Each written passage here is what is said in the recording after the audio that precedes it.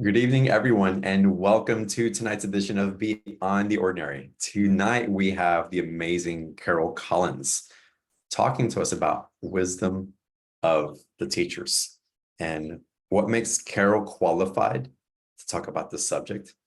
You're going to experience that firsthand. She is an amazingly gifted channeler. She calls herself an alpha state channeler. We'll get into that definition in a little bit so you can have perspective. But again, she's an alpha state channeler for the Yeshua collective. And I have to share, she initiated me in just a couple of meetings into accessing a new team of guides that have been coming in for me so powerfully. And what's unfolding beyond there is just been beyond my comprehension of what was possible.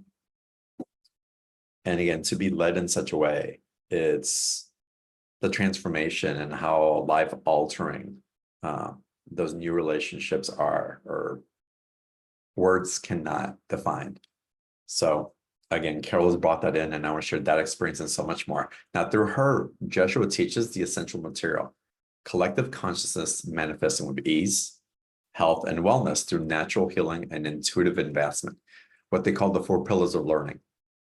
Yeshua dictated 11 books in 2021, her second year of channeling, and currently has 19 more completed and in queue for publishing. So Carol is on fire, but she's guiding us into that expansion as well. So again, it's going to be an extraordinary call.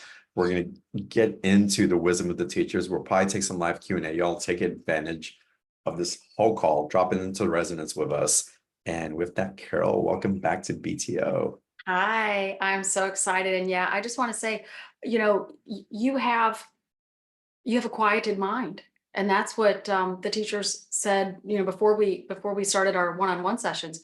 They said, he's ready. And I said, what do you mean he's ready? And they said that he has been in the spiritual community, not taken in woo-woo, but taken in, I love this stuff. I believe that there are non-physical beings that are guiding us. I believe that we are here for a purpose and on purpose.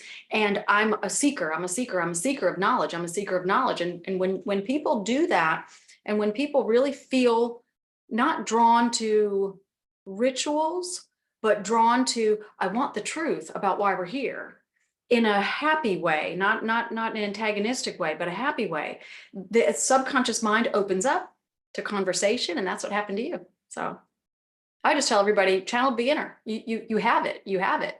It does always present itself out loud if it's channeled, and then it has to be perfected, and it has to be honed, and it has to be loved on, and it's happy. And then happy, and then if you're happy about it, you practice it. And if you have happy practice, then it gets better. And a lot of happy practice equals really good, really good. Yeah, it's definitely been developing into extraordinarily mind-blowing. It's so good, it's mind-blowing what comes through, and it's not because of me, but it's because it's in relationship with me, right? Yeah. Amazing.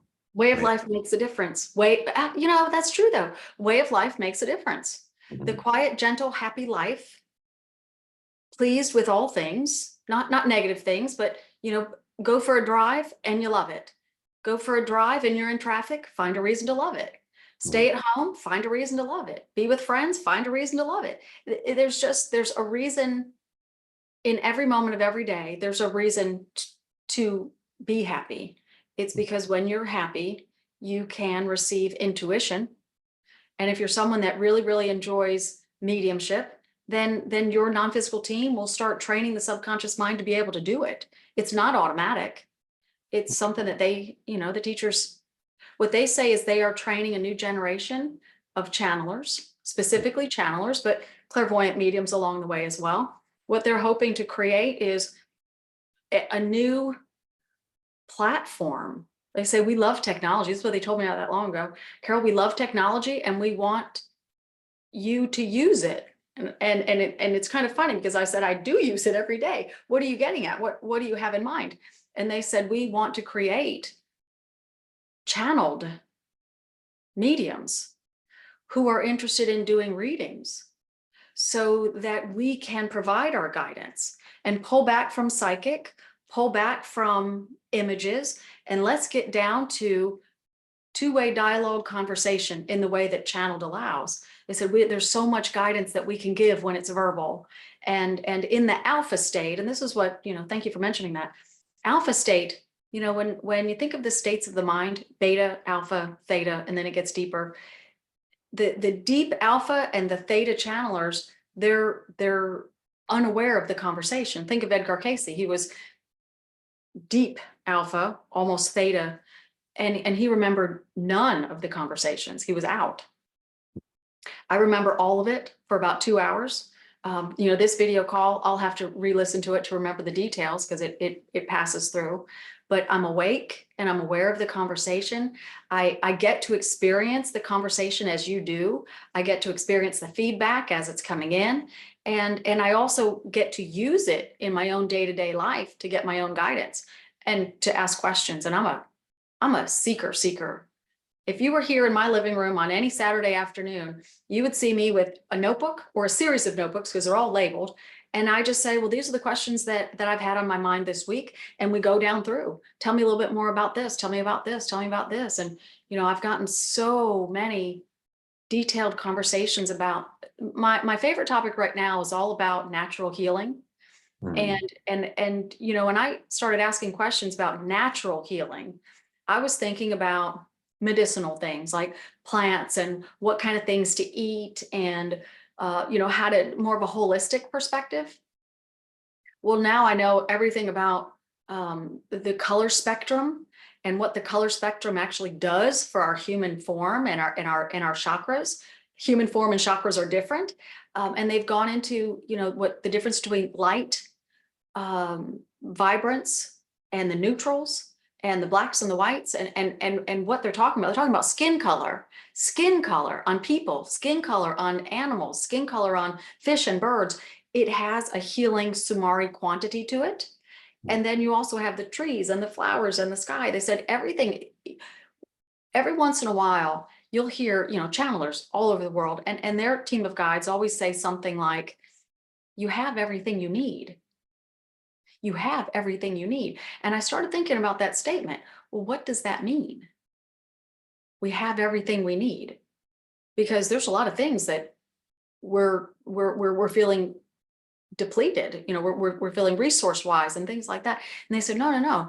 Everything that you need to feel happy, to feel healthy, to heal your body, you have. Nature, the natural environment is given to you, because it vibrates a healing quantity. And so that's how we got into this whole conversation about the intelligent wavelength that's in light and that's in sound and that's in color and what it does. That's the Sumari language that they're talking about.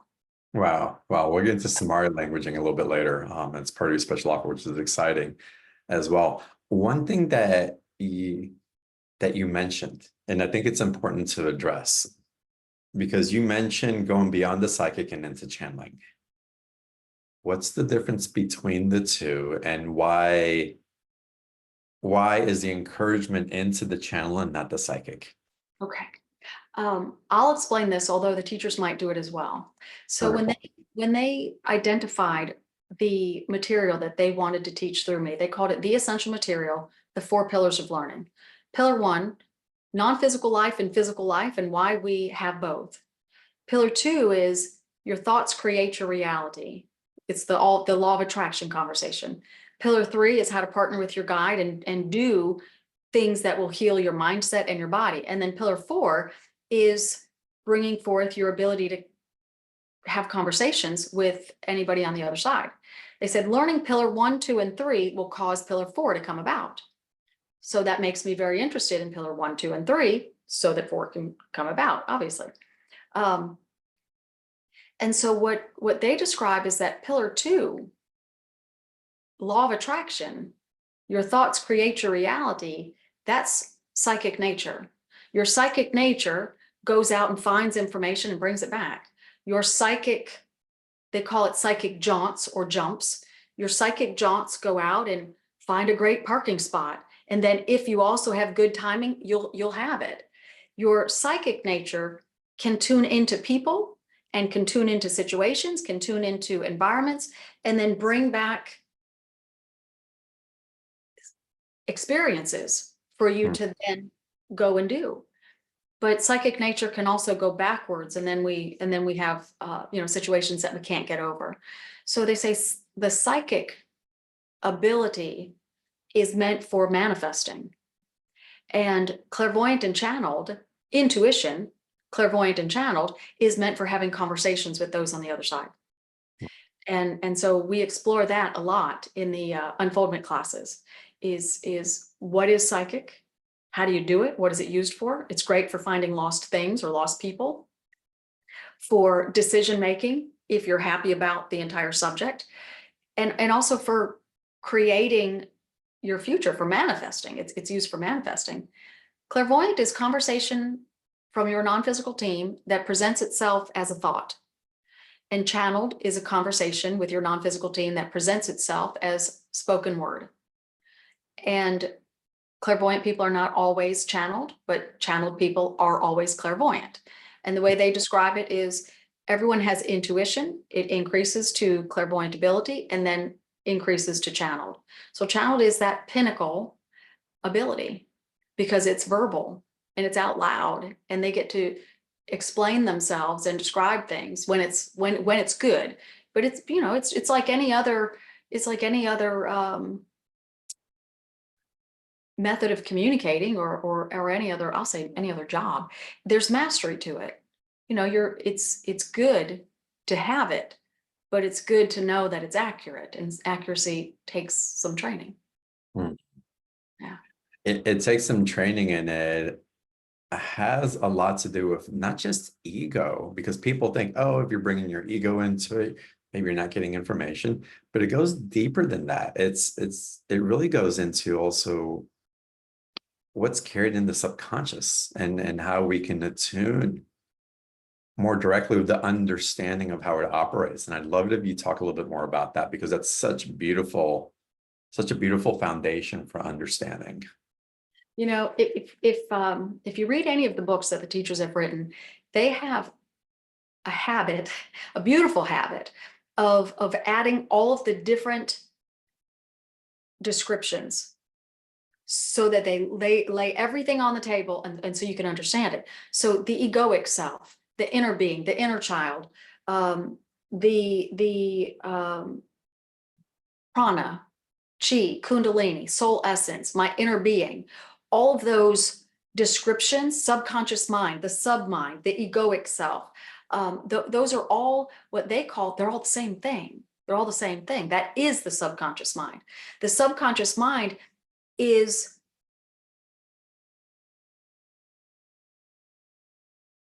created before we enter physical life, is the way that I would describe it. And that it's us, it's ours. It's the abilities that we have as a non-physical being. So the abilities that we have as a non-physical being is to gather information and to synthesize it, to understand what we have, and then to create from it. And so those two things, they call that aspect 1 and 3.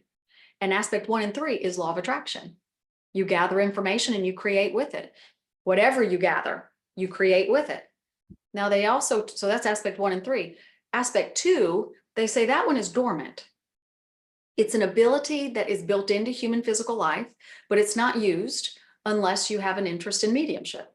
And then meditation and energy work and a happy way of life, a happy forecast, happy disposition, will allow that aspect 2 to blossom. And that is the awakening. So when they talk about the subconscious mind, they get into the mechanics. I love the mechanics personally. It makes it all palatable, and it all makes sense. When you think of just the inner being or the subconscious mind, it's so nebulous, and we don't know what it is because we can't see it. We can't touch it. We can't perceive it. And they say, no, you can't, because the non-physical body and the physical body, they're separate, but they are connected when we're in physical life. And the non-physical body is your subconscious mind. So we'll never be able to identify it with a microscope. It's our non-physical mind inside the quantum field. That's where all memories are, the vibration of memory and the vibration of thought. It's all contained in our non-physical body. And that non-physical body is part of our human experience. So the two go together. And when they talk about that subconscious mind, it's the abilities that we have. We have the ability to communicate. We have the ability, not human communication, but communicate with non-physical beings. And we have the ability to collect information and create from it. So it makes law of attraction make a lot of sense, but it also makes energy work, at least for me, when I think about law of attraction and the amount of information that you're pulling in, and that's what you create you create your day and your life and your experiences with that. It makes energy work seem like something necessary so that you have the right combination of emotions to work with as the subconscious mind is creating. Hmm. There's a method to the madness behind law of attraction, and they go into that with detail. Now, the psychic nature is what they call aspect one. Aspect one goes out and collects information, and it psychically retrieves. It finds information and pulls it back into your memory. When that memory grows quantity based, then you create with it. So there's different facets of the subconscious mind, and they go into detail. But psychic is used for manifesting, the way they describe it, and it's gathering information from the physical world. Intuition, clairvoyant, and channeled is gathering information from the non-physical world. And so the two have a very strong separation. Interesting. You speak of, we'll call it the grid, as it relates to law of attraction. And will you give us a breakdown of how you see and interpret what you call the grid, and how it's a facilitator, or maybe the container for how we're creating, how we're attracting into our field? That's a really good explanation. It is the container. The way they describe it is our non-physical body is shaped like our physical body. As we grow, it grows. As we get fat, it gets bigger. As we get skinny, it gets skinnier. It takes the shape of our actual physical body, and that it has layers within it. And those layers are where memories are stored.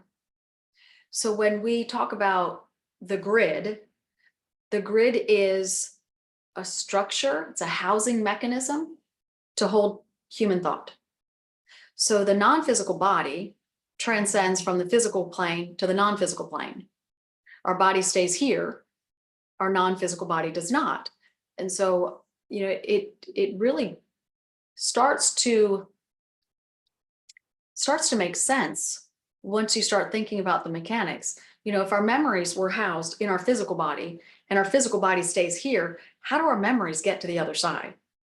And they say, well, that doesn't work, and it doesn't make sense because it's not how it happens. Your non-physical body and your physical body overlap, and they are connected.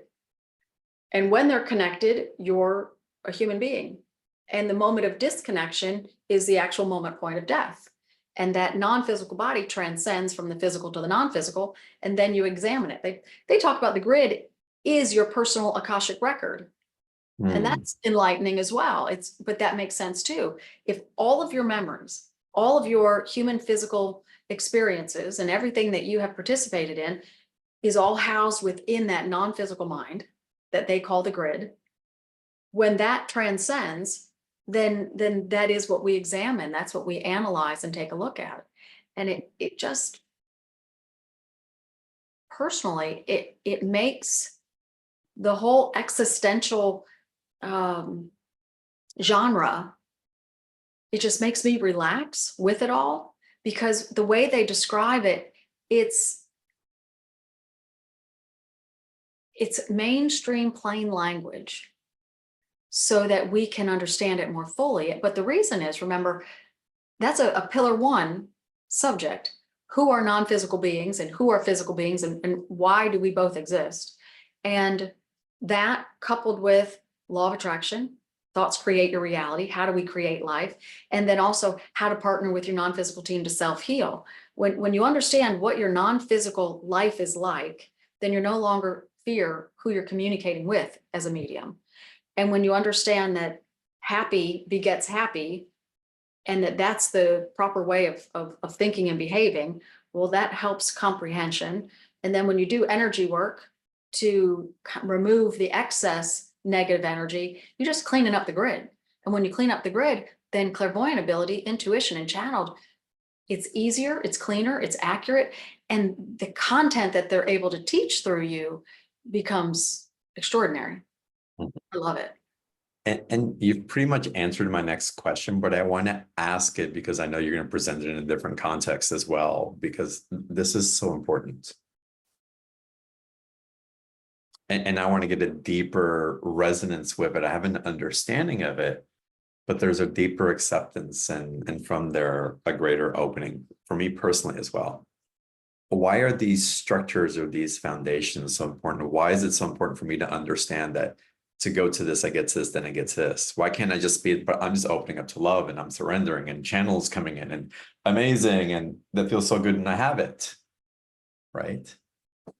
And a lot of us are used to doing that, intuitively following it and being in relationship with it in that way. But the way that you explain the terminology, the foundations and steps, I'll call them, and to that further evolution of the expansion that takes place, there's something in me that, like you said earlier, can settle into what's occurring and perhaps being able to meet it at a different place of existence than what I believed was possible. So I'm curious again, why the foundations, why the pillars are essential and what's becoming available or what's available to us and how we have a relationship with it. So this is Yeshua to speak, and we'll just answer this question because it's easier for us to do it. The essential material is the content that you learned before you came into physical life. So what we are teaching you now through this woman is what you learned before you got here. You learned it so that you could participate in physical life fully. You learn and then do. You learn and then do. You learn and you perfect your learning. And then you participate in physical life. Now, there's reasons that you're here. This is a learning environment. This is not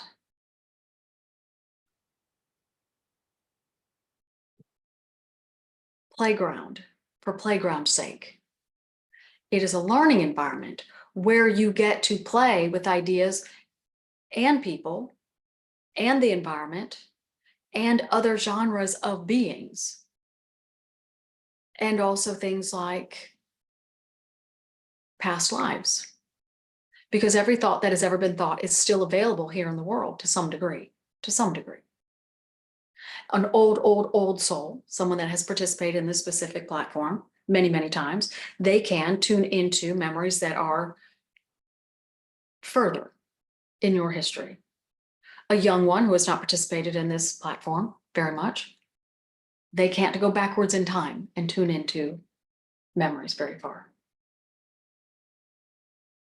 When we now, in this moment, in this more recent memory, we have been coming in droves through people, intuiting to people, be happier, race of people, be kinder, race of people, do more self-care things, stay home, cook your meals, garden, enjoy those things, and modern life.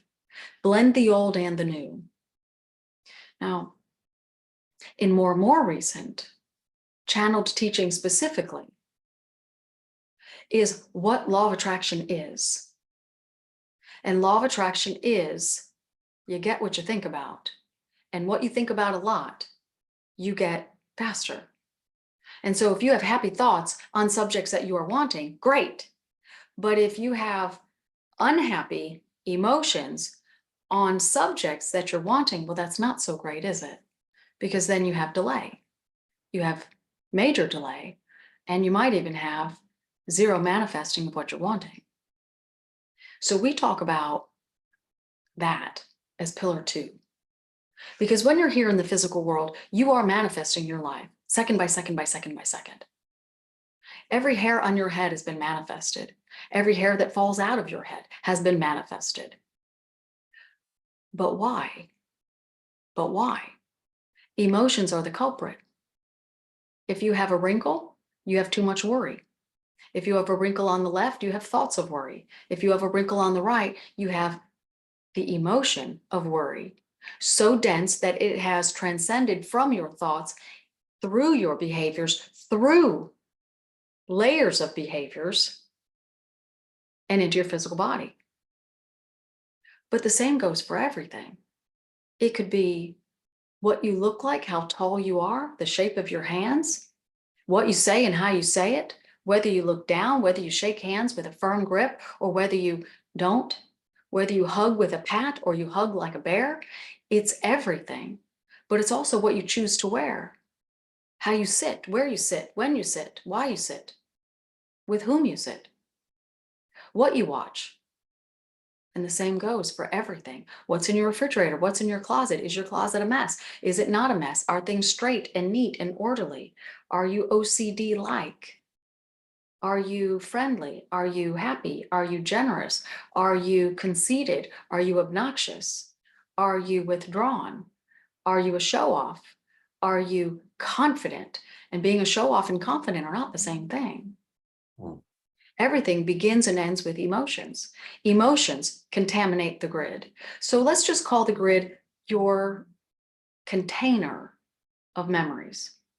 Now, to participate in human life, to be a good human, we like that phrase, to be a good human, to exercise your physical life and be well pleased with it when you get back over here. To look back on your life after having completed it and say to yourself, that was a good life. How do you be a good experiential living human being? You have to understand that you are a non-physical being first. And you have to understand that you are tethered to one of your non-physical teachers. Tethered. We follow you around. And we intuit to you 100% of the time. We're also cleaning the grid, or attempting to, because you fill it. You fill it, fill it, fill it, fill it. We clean it, clean it, clean it, clean it. But in this life, you have free will. And we love that there's so many definitions of free will. But the definition of free will is your subconscious mind has its own ability to tune into your non-physical team. It does not have an automatic ability to translate conversation, but it can tune into your non-physical team. And when it does, you receive healing, emotional, behavioral, or physical. Spontaneous healing can occur. The subconscious mind is what you want to have free will to tune into the non-physical team. But most people are still afraid of ghosts and afraid of spirit people. We don't use those kind of terms in any of our teaching because it contaminates the grid. It's time for the world to shift. Now, every channeled person who is full and open, they have some amount of conversation that's coming through talking about the shift. And we would capitalize both if we could, the shift. And the shift is happening now. It's 2024 and 2025. And it's the teachings of Yeshua. And it's the teachings of non-physical beings out loud through human beings in the way of channeled. We're creating a shift, not just through this woman, but through all channeled people. Because it's through the channeled people that we can bring the essential material in. Now we call it that through Carol because we do all 4 topics. Through others, we don't call it that, but if they taught, if their ability, if their subconscious mind was flexible enough for us to teach all 4 subjects in depth, then we would call it the 4 pillars of learning. So what do we want? We want more people who have a flexible subconscious mind. Because with that flexible mind, then your non-physical team can teach you how to forecast your future, how to create your future, how to make the decision that will be best for you and your family and for everyone involved, how to tune into positive emotion, not turning into an empath-like person, but subconsciously tune into happy disposition and pull that into the grid. You can have someone who passes a car accident, and there's certainly fear and worry and, oh my goodness, what just happened? But there also could be in that same vicinity, maybe an hour earlier, maybe a day earlier, there could have been joy in that exact moment, in that exact location. The unconscious part of you can tune into what your eyes see, or it has free will to tune into anything that you have trained it to tune into, trained it to. Now on the outside, be happy and then find a reason to be happy. Have positive expectation that you will tune into happy. And then in situations where there is an opportunity to choose one or the other, it just might fill the grid with happy instead of car accident. That's what we call bobbing on the surface. You can live in the world, be a part of the world, but not harm your memories, harm your psychic ability, and harm your manifesting ability. There's so many things on social media that are unhealthy. What you tune into is what your eyes tune into, first and foremost. And for 98% of the population, that's everything. But there is free will, and that free will is to tune into an undertone of happy, a memory of happy, even when facing negative emotion of any kind. And that can be life-saving for some, life-altering for others. We want people to know that the shift is here. And having these conversations through channeled people is one of the waves of volunteers. We've been using that term for decades. It has been around for decades, but the waves of volunteers are also soul intentions. So many of you don't know what your soul intentions are. Some of you have adopted as part of your intention set to vibrate at a higher rate. So you are providing happy just by walking around, but you don't know it. And it's okay that you don't know it, but it would help you understand why people treat you a certain way. There's also people that build in to be channeled people that build in to support and help channeled people. There's people that build in to be stay-at-home moms or dads, even amidst the pressure to go, go, go, have, be, get, shop, buy. Be at home and be okay. Live within your means. Make dinner and sit and eat dinner with your family and have conversations. Now, that kind of teaching doesn't seem like something new, but it is, because there's generations of new young ones that don't have that. We're intuiting into the world in massive amounts. There's frequencies at the North Pole and the South Pole, and we circulate those frequencies. Some have called it the photon belt. We just call it chi or source frequency. And we're rotating that frequency through the air to help cause emotions to improve. We're doing all kinds of things that people don't know. The waves of volunteers are many. The essential material is what you all knew before you came into physical life. And here's why we teach it. Because when we do, the inner being, now the inner being is not your inner mind. So let's differentiate this a little bit for you. You have your subconscious mind. We call that the grid. The grid has abilities. So it's your non-physical abilities, some of them. You have an ability to collect information, you have the ability to translate conversation from us, and you have the ability to create. Now we call that aspect 1, 2, and 3. Aspect 1 and 3 is law of attraction.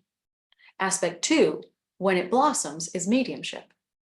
Now aspect 1 is your psychic ability.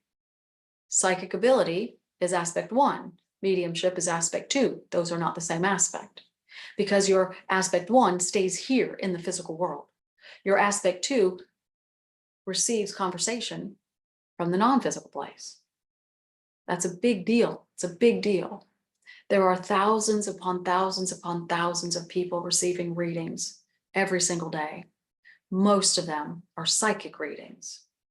We want more clairvoyant and channeled readings because that's when we get to speak. And we have so much guidance. When the essential material is understood by the inner being. Now, the inner being is your soul essence. It is the being who knows how to do things. The inner being is who you really are. That's your vibrational self. What you know how to do are the aspects. The aspects is what the world calls your subconscious mind. So you have you and what you can do. You is the inner being. What you can do is your subconscious or your non-physical mind. Going a level lower, what you can do is gather information, translate vibrational conversation from beyond, and create with the information that you have gathered. The inner being, when the essential material is taught, whether it's books or out loud or one-on-one conversation, it matters not. The inner being begins to vibrate, and it helps to clean negative emotion inside the grid. So why do we teach the essential material? Well, all of us, when we channel through a person, we teach law of attraction, and there's some amount of happy vibration from the inner being, your soul essence. It vibrates in a way that begins to clean negative emotion inside the grid. It's a way of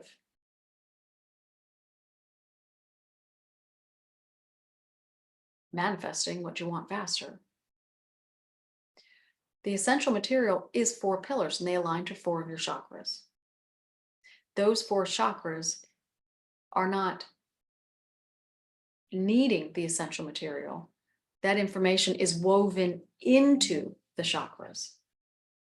And then the inner being resonates with it. It begins to vibrate whenever that information is present. And when it is vibrating, that resonance, it's healing negative emotion.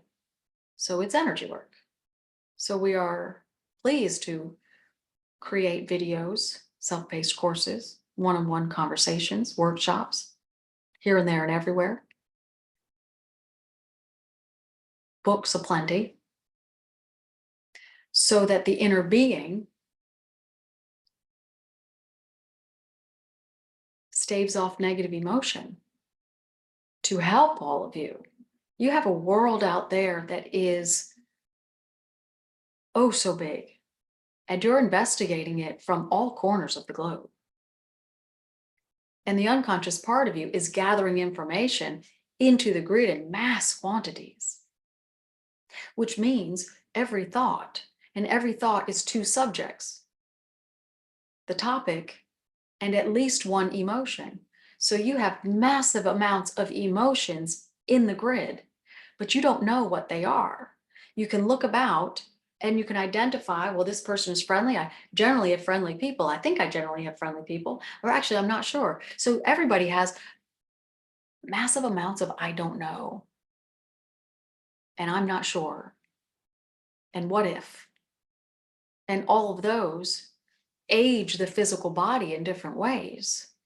We don't want any human beings leaving this physical life before the right time. And the right time is when your intentions are done. Mm. But that's not happening. So we're here. We're here to teach and we're here to talk and we're here to answer your questions and we're here to have a good time. But we are 17 teachers at this moment and the guide of anybody that's here listening and who will be listening for about the next month. That's a lot of people in the conversation. What do you want to talk about? We love you, John. Thank you so much. Wow. Y'all, there's so much more. And we're going to get into Q&A. So if you guys want to raise your hand, ask questions, we'll get into that in a little bit. One thing that was mentioned again as we open up to allow that connection to the communications we receive and articulated through us. One thing that comes up for different people that there's different things that we've been taught. And I love the way that you talk about it, like these myth stories or these archetypes that create belief systems that limit our capacity. So one of the energetics that has been amorphosized into dark energies or demonic energies. And what if I open up and something comes through me that isn't benevolent, that's trying to vampire off of me or to feed off of me somehow, and I'm afraid that that may come in instead of the divinity that I'm hoping to be in relationship with. And again, it's enculturated through different perspectives, I'll call it. And I'd love it if you share the wave of consciousness that you're aware of to really provide a platform for everybody listening here and on the replay of what is actually possible. Well, this is Yeshua to speak. And when I say Yeshua, I mean the being who generally channels through Carol. There's many different teachers. And when I say Yeshua, it's to identify where she's from in the non-physical place. And so her mind says, you're Yeshua, I'm Yeshua, we're the same. I will allow the conversation to be out loud. So that's why I do that. Because in any conversation, I'm taking every opportunity to train her mind to identify soul signature, soul signature, soul signature. It will advance her in the non-physical place. And that's the only reason we do it. Human beings don't take every opportunity that's available to them to learn. And that's why I bring this topic up. What human beings do is they listen and they believe that they understand, and then they promote the idea if they like it. So where did the idea of heaven and hell come from? Where did the idea of fallen angels come from? Where did the idea of benevolent beings, dark spirits, demonic energies? We say it's the grid. When people have negative emotion bound up in the grid, it does attack the chakra system. When the chakra system is bent, folded, twisted, shortened, then you have a life that you're not appreciating. You have physical body that doesn't perform the way that it's supposed to perform. Are the chakras the culprit? No. Emotion in the grid is. Is aspect one collecting the wrong things? Yes. But what it's collecting, it's doing the collection process perfectly. But it's collecting based on what you're focused on. But what you're focused on could be television. But the people could be unconfident. And so although you're watching a show that you think is entertaining, the individual human beings could be pushing out a vibration of, I don't know if I'm good enough. I hope that I'm well liked. I don't know if this job will last. I don't know this and I don't know that. That vibration is coming into the room just as strong as the scene that they are in. And so you're taking in vibration. When vibration is in the grid, we say that's dense thought. negative thought, negative energy. There is no negative energy. There's just different wavelengths. And so you have wavelengths of joy and peace and love and interest and curiosity and hopefulness and happy and confidence. And then you have the reduction thereof, all the way down to the stark opposite. When you walk through a room and you're happy before you're in the room, and you walk through a room and suddenly you just feel depleted of energy, it's not an energy vampire. Those are human words conveying something, and they're not altogether wrong. It's just not a very good description. You may have walked through an area of the room that still has remnant of negative emotion. And if you walk through it, and if that part of your subconscious mind tunes into it, then you become aware of it, and then you don't feel so happy anymore. But the opposite could happen as well. You could be in a room and walk through, and the unconscious part of you could tune into some amazing conversation, and then suddenly you feel chatty. So you do, you get what you get. You get what you get. But when we say you get what you get, we don't talk about you, the human being on the outside. We're talking about the unconscious part of you, that portion of your subconscious mind that does the data collection. That's what we call aspect 1. That's your psychic voyeurism. The unconscious part of you that psychically voyeurs the room and the vicinity that you're in and the world at large. It identifies what it is interested in and brings it back into the grid. But it identifies what is interesting based on what you think about, what you read, what you do, what you are interested in. So there's this cyclical effect. It's a round robin. I like this, I get more of it. I like this, I don't like it. Well, now the grid has some of both. So now you get some of both, and that's what the world has. So we say there's energy of emotion, and you have good wavelengths of emotion, and you have the reduction of good. Nothing is depleted all the way, but it can certainly be depleted most of the way. And that would be hate, rage, and fury. So hate, rage, and fury, we say those are the densest emotional wavelengths that exist. That would be catastrophic if that was the most abundant.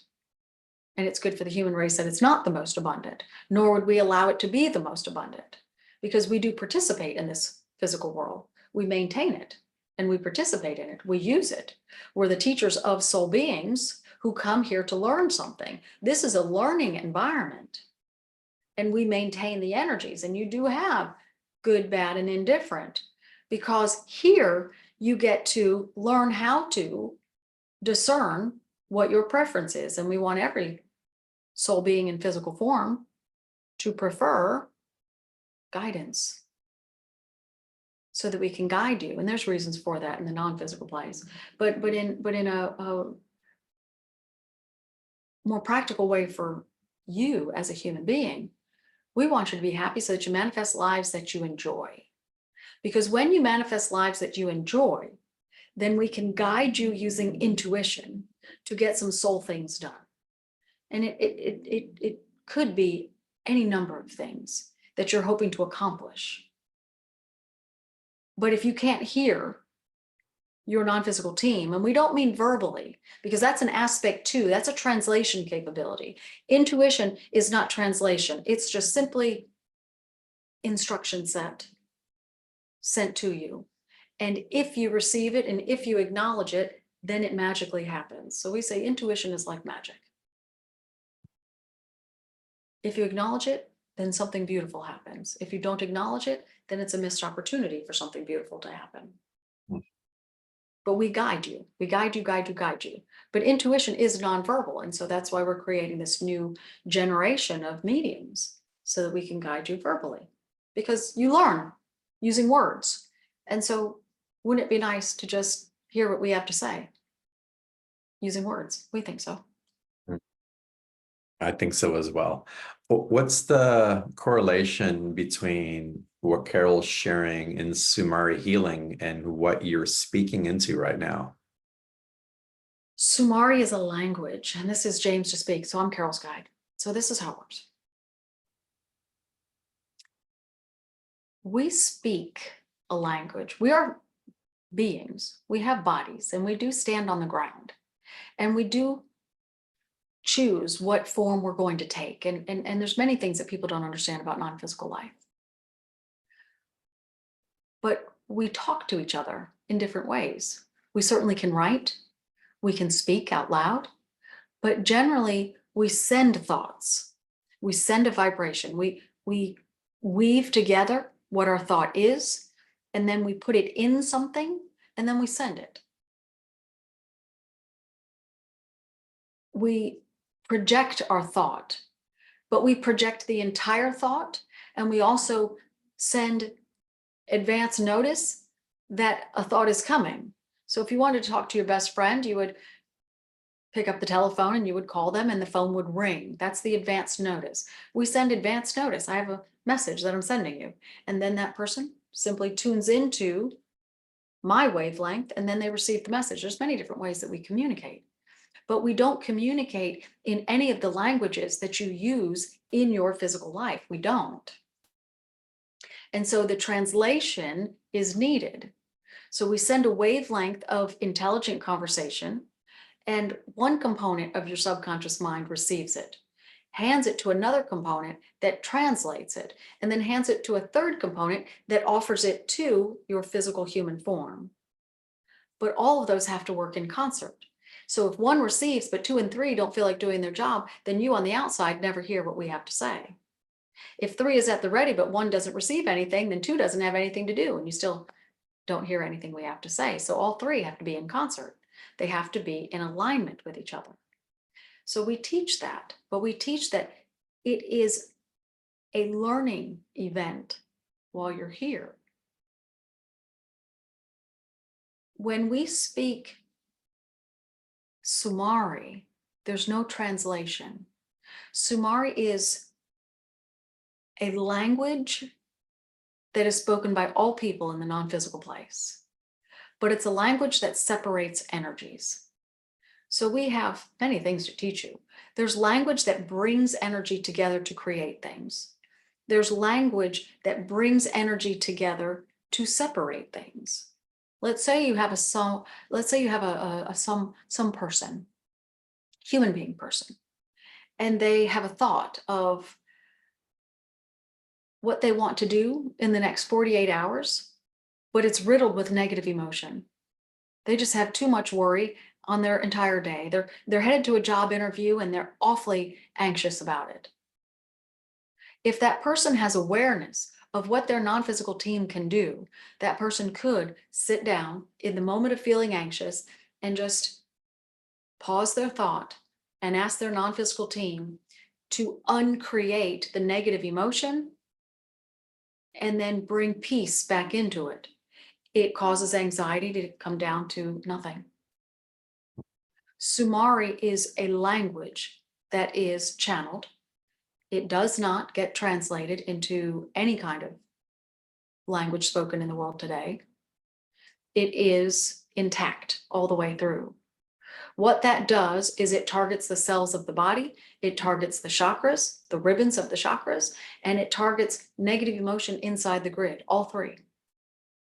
And when all 3 have attuned to that Sumari conversation, it's a healing language. It's a language that separates energies.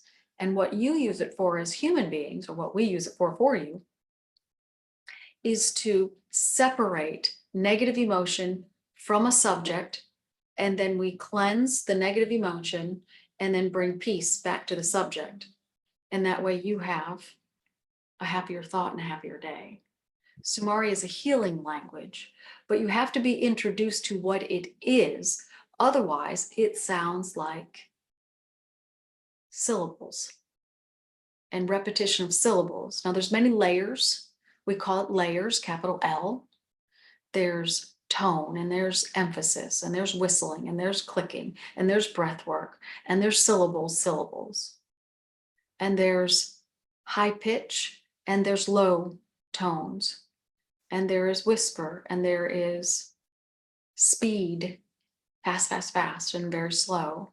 And all of that is doing something with the emotional energy that's inside the grid or the chakras or in the cells of your body. It's used for healing. Hmm. It's used for healing. It's the fastest way to heal, but it's not commonly done. Every once in a while, we do bring through some amount of Sumari through channeled people. And if they like it, we'll do more of it. If they don't like it, we pull way back.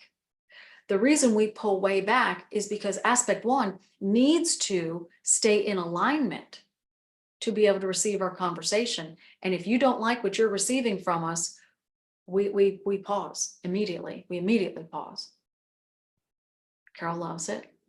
That's good. We use it often. But we do have to prep people first at what it is. It's syllables. It's a lot of repetition.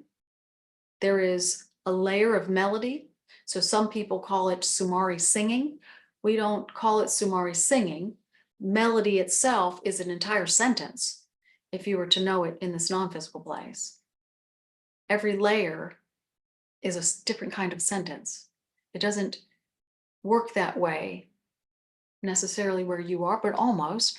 If you were to exclaim delight in ice cream, oh, it's the best ice cream ever. Hey, everybody, you got to have this ice cream. Now you use breath work. Oh, and you use emphasis and you use slow. Oh, it's the best ice cream ever. And then you use volume and pitch. So you are using some of those layers to convey emphasis. In the non-physical place, each of those layers actually say something different.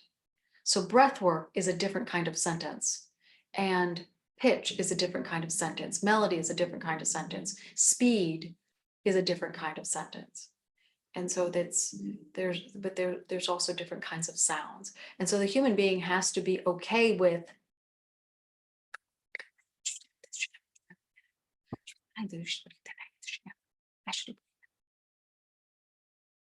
and so when we do that, it's disconcerting to most people. They feel odd. Carol feels odd sometimes.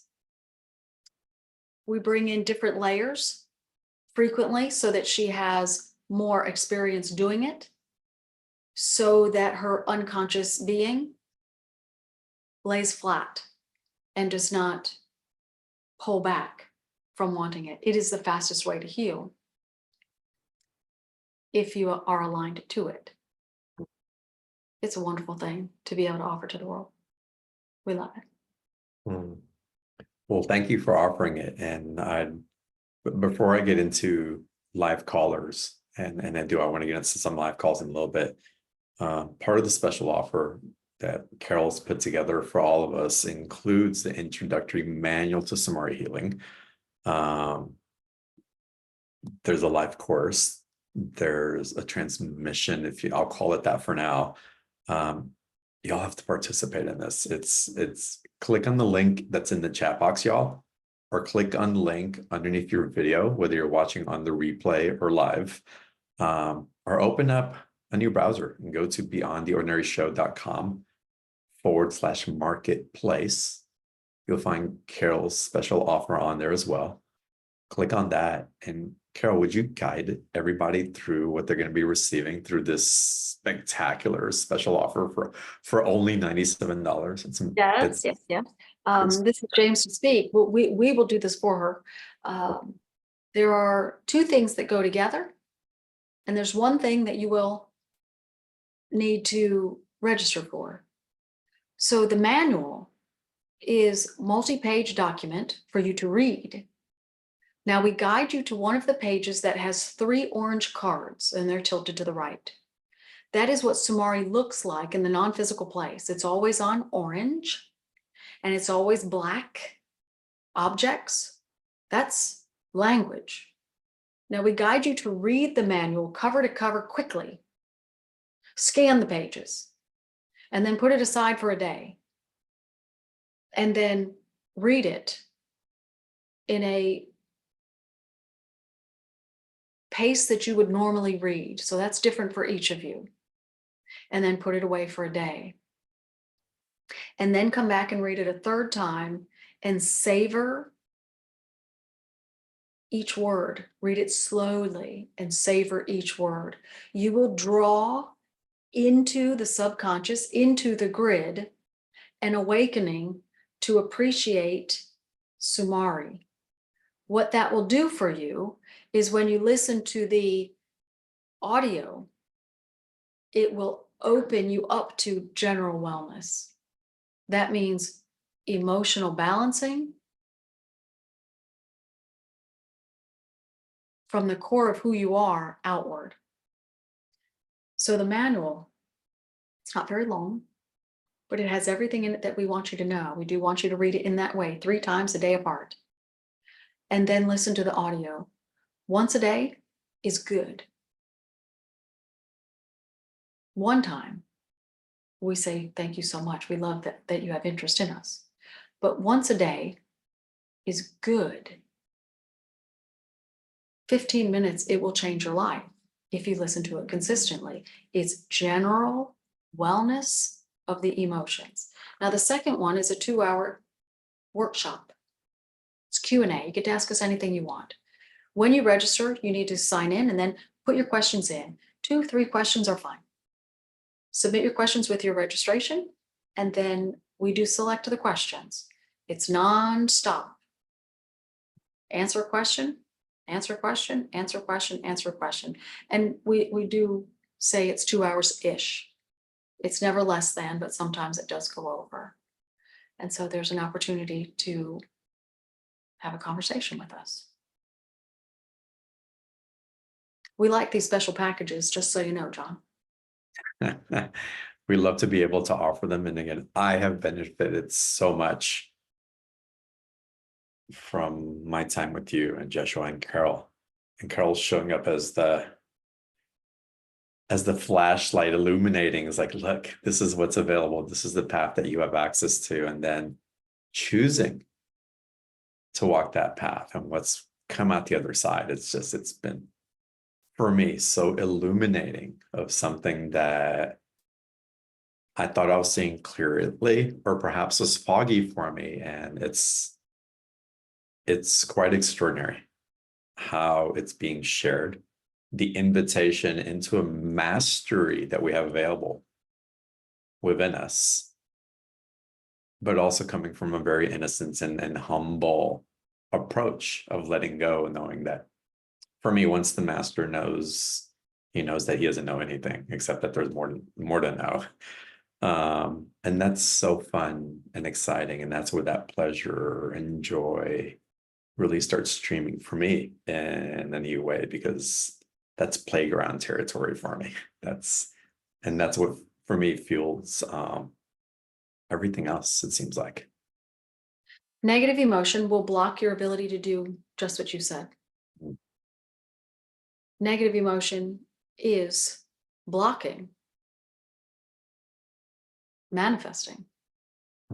Negative emotion is the barrier between you and experiencing what it is that you want to experience. How do you get rid of negative emotion? You have to be happy first. Because when you're happy, then you're tuning into a wavelength of healing. And that wavelength of healing might cause you to go to the window and look out the window. And maybe you just glance upwards. Now, when you glance upwards, you're glancing up at what? The sky. The sky is blue. All things in nature that are blue align to and heal throat chakra, which is where all your words, that's your communication pathway, is the throat chakra. So what else do you have in nature? Well, you've got trees, you've got grass, you've got things that grow, and they're generally green, and they align to and heal the green chakra, where all of your feelings and emotions are. So we guide everybody. Look around at your home. Where do you have nature in your home? Do you have wood? Do you have browns? Do you have tans? Do you have greens? Live rooted growing things? And are those rooted growing things in water or are they in dirt? Because water and dirt, they do many things also. Now, everything that is in your natural environment has a wavelength of Sumari in it, and that's what heals. So Sumari is spoken, it's a vibrational wavelength, and it is a language that reduces and reduces and reduces negative emotion to create purity of emotion. And when you have purity of emotion, then you think clearer. You're a happier individual, and then you emanate happiness.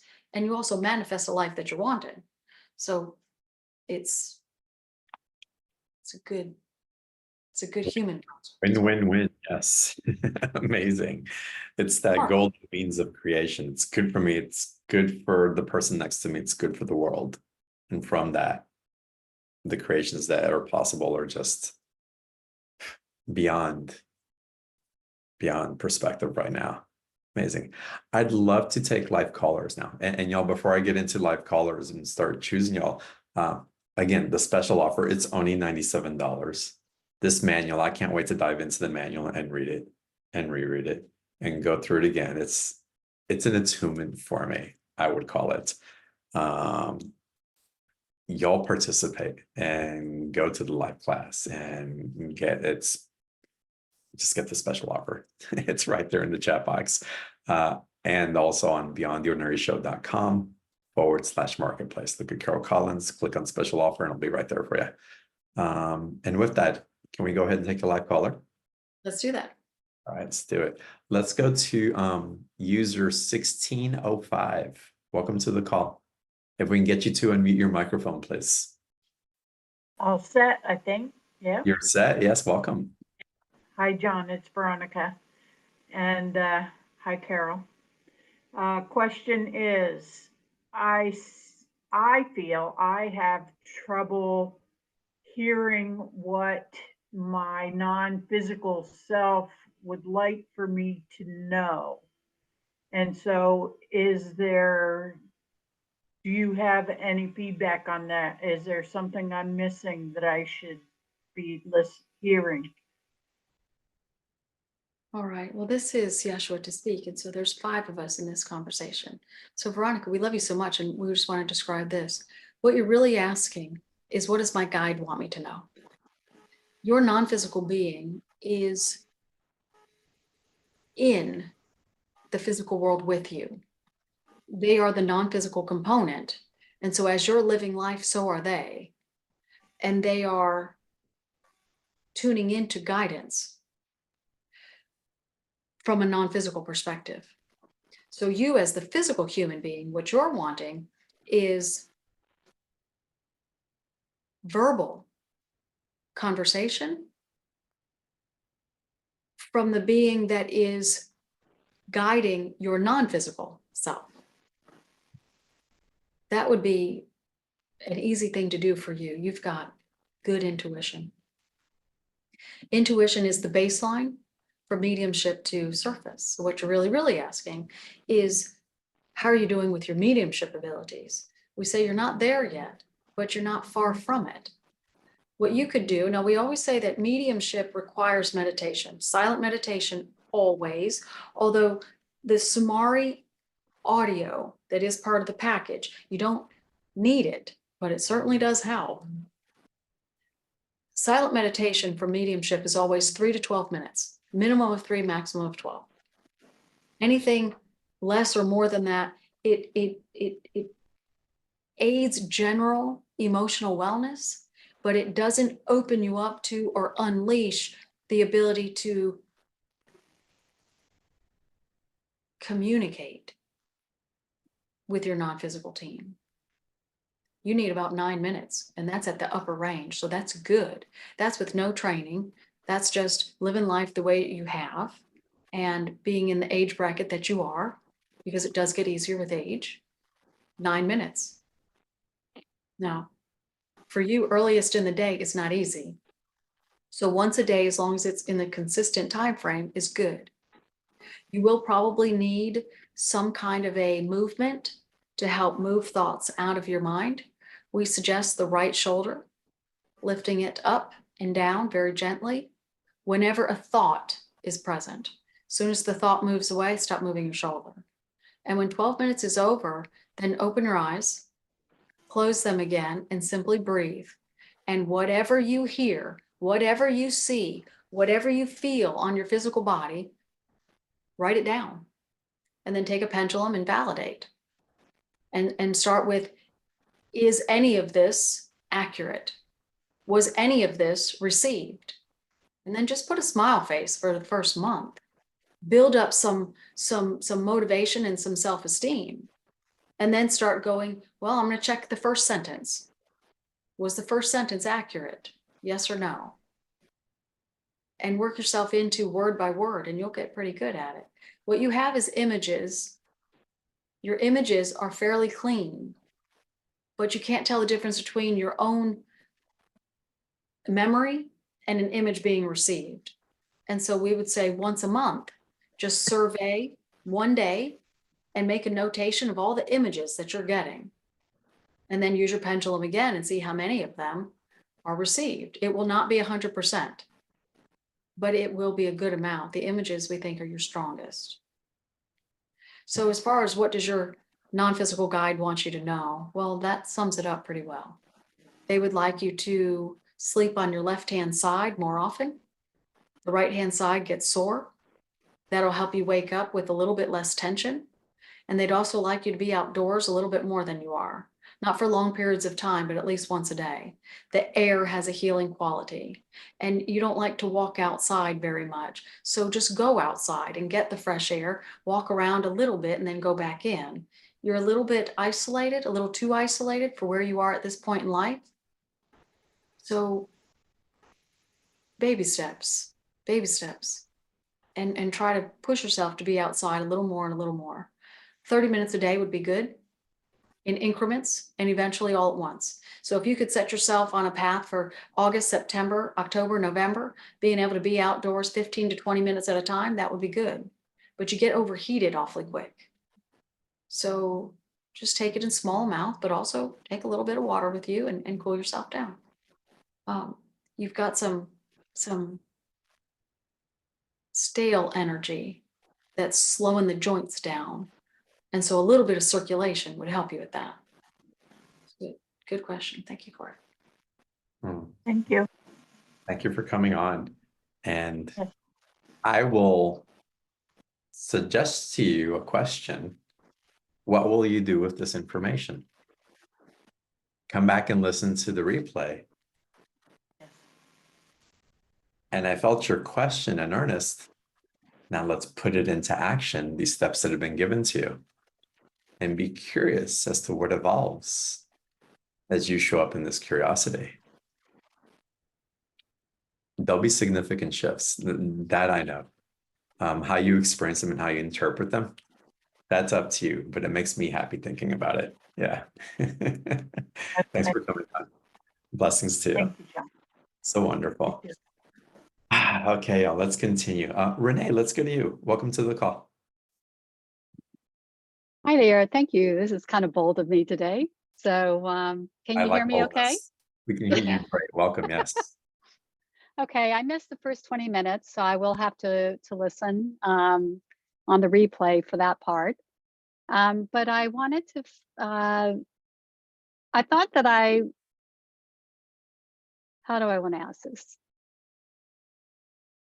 I'm fairly in tune with feeling and understanding other people, but I look within myself in the complexities of that. I know what I want to do with my work, meaning I don't know what I want to do with my work. As far as creating a business or something where I can really give, I'm having ideas, but for some reason, I could help somebody else with this, or I could strategize and help other people. I'm good at that. But for some reason, I'm having a hard time doing it for myself. So I think that's it. So I don't know if you have some suggestions on that.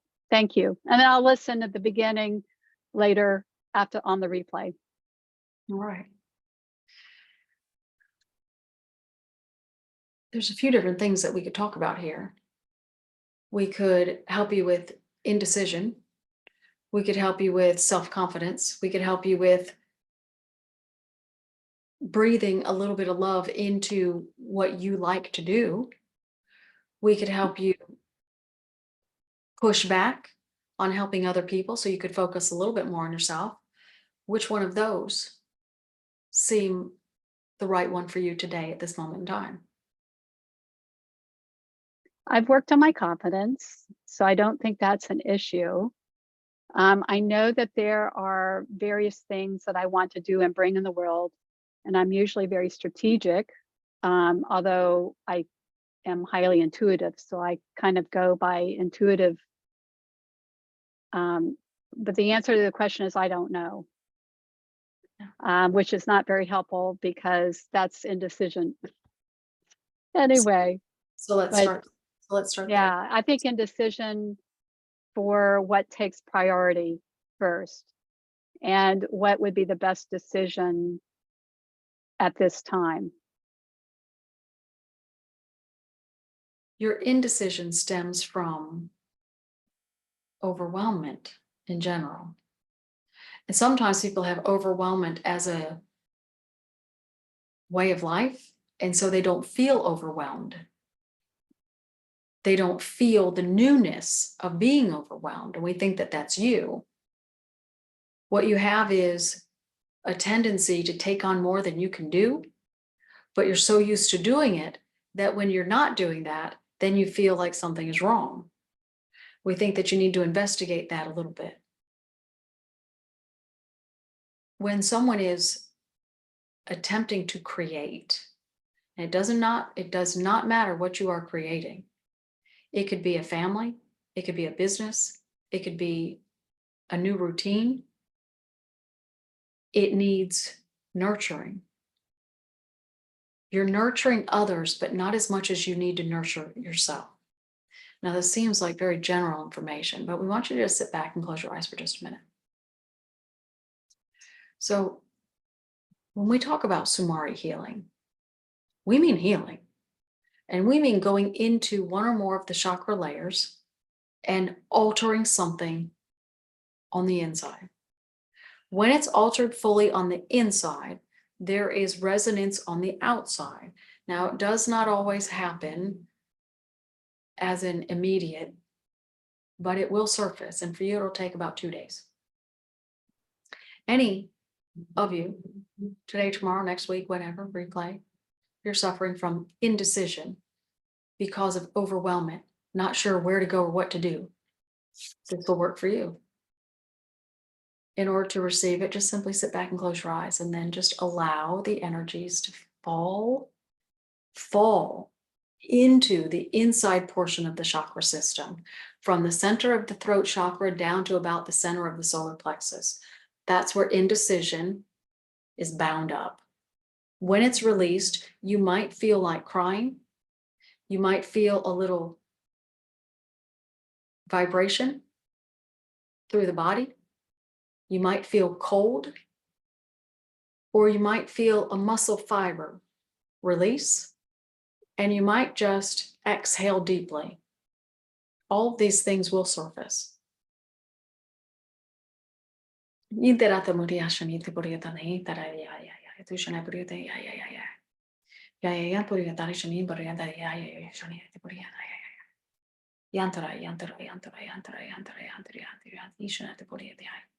Idantor morianti ishnagriantante yashaniati ay. Ushanai, tutarai tanai. Ushanai, utarantanai, yashanato purianai, and ishanai. Yayai, utarai, itarashani, itarapuriatai. Listen to that again and again and again. We would say play it on repeat for about 10 minutes at a time. And the emotional body will soften. And you'll find that your way of explaining something will just flow nice and easy. Indecision is not just, I don't know which way to go. It's, I don't know how to explain what it is that I want to say. And indecision, when it finds itself into explanation, is deep embedded within the solar plexus chakra. And that's not a good position for it. So that small amount, played on repeat for about 10 minutes at a time. You will start to feel an expansion in the chest cavity. And when you feel the expansion, you might feel some warmth in the throat, not in the throat, but in front of the throat. And when that happens, you might feel like crying. If you do feel like crying, let it all the way out. It's a releasing kind of thing. It'll last about 17 seconds or less. It might have a second wave after it. If you're sitting by yourself, kind of curled up in a nice, warm, comfortable place, and you just play that in your ear with an earbud, and you just let it resonate and the vibration go through you, you will, and you might sob and then pull back and sob and pull back. That release, that release, that release. You'll feel it in the solar plexus. Solar plexus generally adds heat. And so it could be a widening of the chest cavity along with feeling a little bit hot. So we would say, have a blanket that you can shed or a sweater that you can shed. And then allow it to soak in. And then give yourself just a little bit of time. And we mean a little, 5-10 minutes. And then try to re-explain what you think your systemic problem is and watch how the words flow easier. It is an automatic, absolute releasing within the solar plexus. You'll get there. You'll get there. What exactly did you say? Did you speak in that language? What's the essence? The essence, without a direct translation. Well, there is no direct translation. And this is where It's the essence. The essence is talking to the chakras themselves, speaking to the chakras and asking them to unfold and release. Unfold, release, all is well. Unfold, release, all is well. In the center, on the top, underneath, all is well. Moving up, moving out, enter into the heart chakra, all is well. And then repeating it there. Moving back down into the solar plexus and then back up to the throat chakra and back to the solar plexus. And so it's a repetition of, let's unfold and heal, unfold and heal. Check what has been done. Unfold and heal, check what has been done. But it's always a repetition of all is well, all is well. All is well is an imprint within the crown chakra and the root chakra to create healing from the outside in. So the essence, right, you're creating a stability. I think what you're saying to the body is essentially that it's not stable, but it's secure, it's protected, and that it can free itself because it can feel protected enough to be open enough to allow the flow to continue, to happen. we're actually asking it to unfold. So the chakras are like ribbons. If you think of Christmas ribbon, wide Christmas ribbon, folded. It gets rigid and then bent and then it folds. But then they can also twist and double twist and triple twist. And it's like a rubber band. When you twist a rubber band, it's no longer wide and open. It's misshapen and twisted. The chakra ribbons can do the same thing. So what we're asking, we're not asking it to feel safe and secure. We're asking it to unfold. It's a literal translation would be, it is okay to unfold and release negative emotion in the center, in the top, in the bottom, all as well. It's speaking to the membranes of the chakra ribbons to actually change or alter the shape and position that they are in. I understand that because I know, that's how you can create healing in a lot of other ways. So thank you very much. Yeah. Renee, I'm curious. Mhm. And I'm curious as you go back and listen to the replay. Well, I'm curious of two things. First, I'm curious how it would feel to take an inhale and an exhale just slowly. And if that would feel good to you. And an acclamation. And as you consider that, I'm curious what you felt the essence was of what was being transmitted to you. I would just say that personally, I'm very, due to things of experiences that I've had, I need to fully understand now before I fully let it in, because of what I know and experienced. Yeah, And I don't mean in a lot of ways, spiritually, and in many ways. And so therefore, I'm having experienced what I have, it's important for me to understand in the essence, because I've had to experience some pretty big challenges at different times. yeah. And as you work with people, be aware of what you're speaking, and also an invitation of what's made available, and into perhaps a new experience or a new perspective as what's becoming available to you. Ask questions from a place where you're wanting to expand into something else that's possible.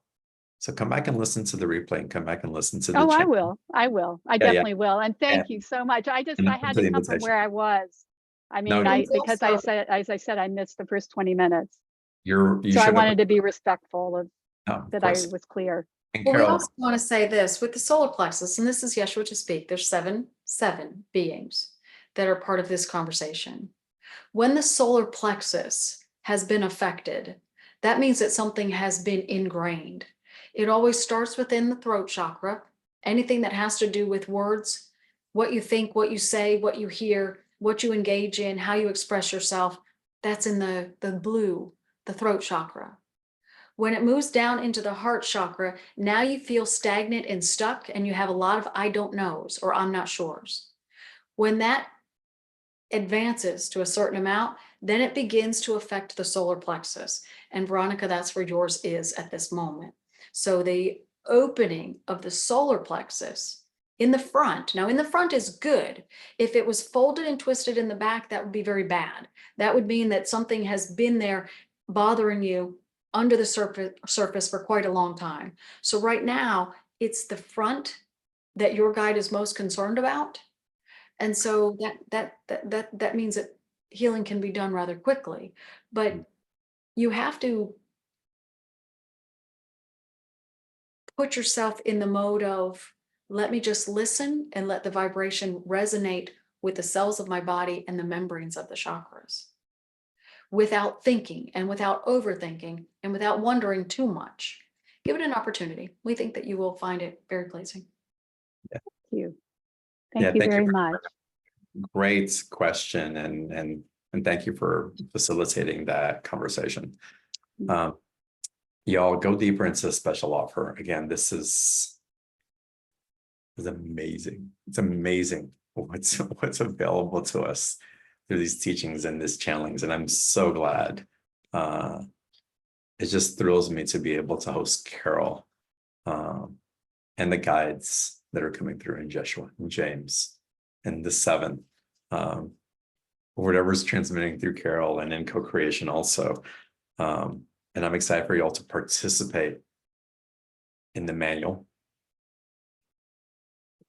in the meditation, transmission, download, whatever you choose to call it, in the 2-hour workshop, and apply what is being taught. You will experience new possibilities and new awarenesses. I know it. I'm speaking from personal experience. Take advantage of the special offer. The link's in the chat box. You'll see the box in the bottom of the video. And you can always go to beyondtheordinaryshow.com/marketplace to find the replay and the special offer there as well. We're a little over. I want to respect Carol's time and the energy as well. So Carol, with that, is there any last words that you'd like to share with the audience before we sign off for today? And before you do that, again, thank you so much for the way that you show up. And You're welcome. Well, this is me. I will say that it's a beautiful thing to have a conversation like this with so many people who are interested on a Wednesday night. You know, there's so many things that you could be doing, and there's so many things on TV and on the internet. And this is one of those beautiful things that are on. And so to be here and to be here again and again, it's, you know, it's my pleasure, but it is my desire that Sumari be something that people understand what it is. And it's non-physical language that does the healing. And when they first brought it to me, it was a lot of conversation. Well, what is it? What does that mean? What does this mean? What does that mean? And I learned from them to just listen to the sounds that are coming through, and then to listen to my body. What I feel most often is muscle fibers opening up and deep exhales. And every once in a while, as they described, the sobbing, which doesn't last very long, but then there's this release of, it's like the black cloud is removed, and I can think clearly. It's a beautiful conversation. It's a manual for what Sumari is. And I feel so blessed to be a channeled person, first of all, and to have the essential material brought through in all of its detail. It's fascinating, and it captures my attention and my interest every single day. So if it's something that people enjoy, then come back again and again and again. And so, John, you let me know, because what they told me is, you know, this is a series of audio meditations that they plan to create, and offering it to you and your group here is a really fun thing for me to do. But Sumari is healing, and so they would like to just bring a little bit more of it for you to close out your video, if you don't mind. I don't mind at all. I welcome it. Thank you.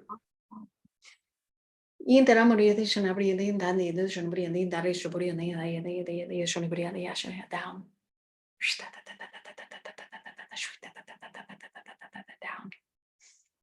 Yadi Muni Yadi Yati Shingadi Budi and Adi Yadi Budi Ani Didi Yadi Budi Ani Didi Yadi Budi Nani Didi Yadi Budi Nani Didi Shat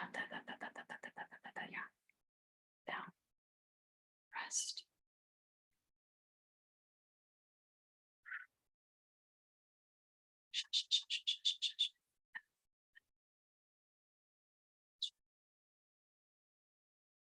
In the Sumari language, this is James to speak. In the Sumari language, we ask the inner mind to move closer to the cord of illumination so that it can receive conversation from your non-physical guide.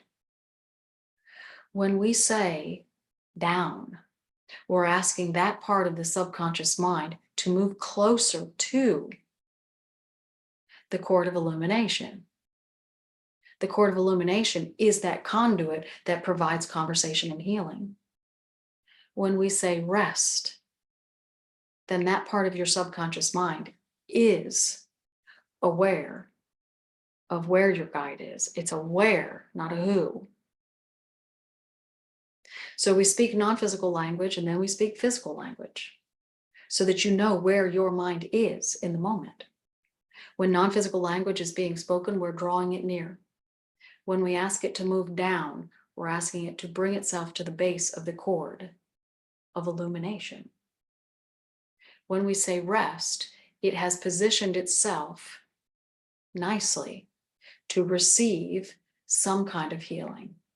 We begin again. Yadi yadi yadi yadi emotioniti emotioniti emotioniti yadi yadi yadi yadi sing body yadi.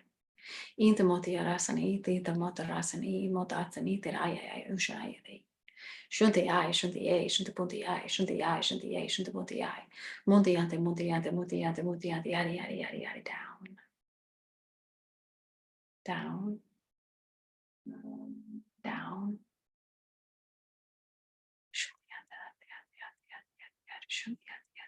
Rest.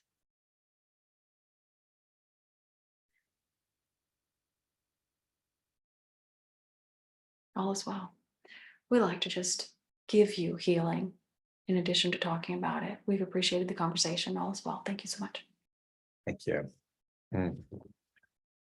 Thank you, Carol. Thank you, Yeshua. Thank you, James. Thank you, Seven. Thank you all for showing up and just being the magnificence that you are.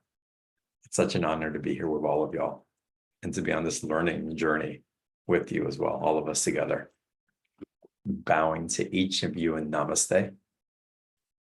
I look forward to seeing y'all in the next call. Bye, y'all.